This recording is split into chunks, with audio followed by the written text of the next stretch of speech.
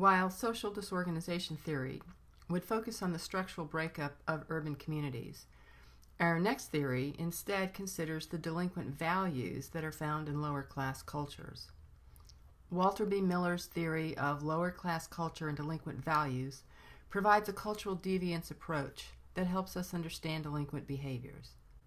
According to Miller, the cultural system exerts an influence on the youth because there are long-established pattern traditions with an integrity entirely of its own. It's not because there is some kind of delinquent subculture that is in conflict with the middle-class culture. Youth are not trying to deliberately violate the middle-class norms. Miller argues that focal concerns characterize middle-class culture. These concerns are trouble, toughness, smartness, excitement, fate, and autonomy. So it is these focal concerns or values that make lower-class boys more likely to engage in delinquent behaviors.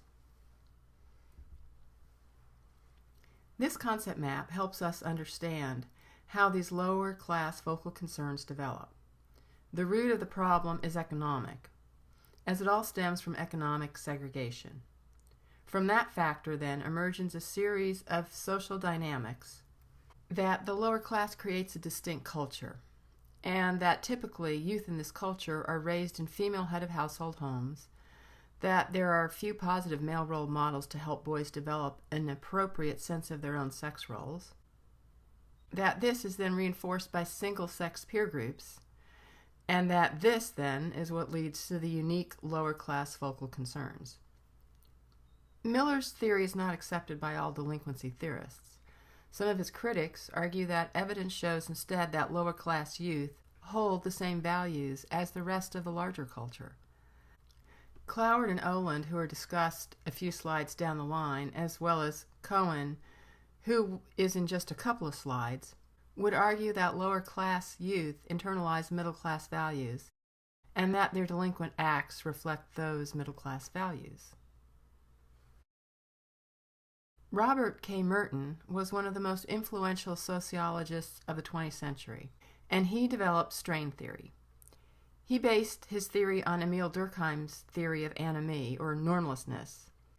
Durkheim's theory revolved around the idea that anomie occurred because of society's inability to regulate its members' attitudes and behaviors. Anomie is more likely to happen when there's rapid change and the laws don't keep pace. It also tends to happen when people are marginalized by the larger society, and when people don't feel they fit in, they also don't subscribe to the traditional norms and values of society at large. Merton emphasized two aspects of society: culturally defined goals and institutionalized means. Culturally defined goals include those things that you think are worth striving for. Things like a safe place to live, a good job, reliable health care, not going hungry. But for some people, there may not be a legitimate means of achieving these goals. When this occurs, then the individual has to adapt to the lack of legitimate means of achieving the goals, and these adaptations include conformity, innovation, ritualism, retreatism, and rebellion.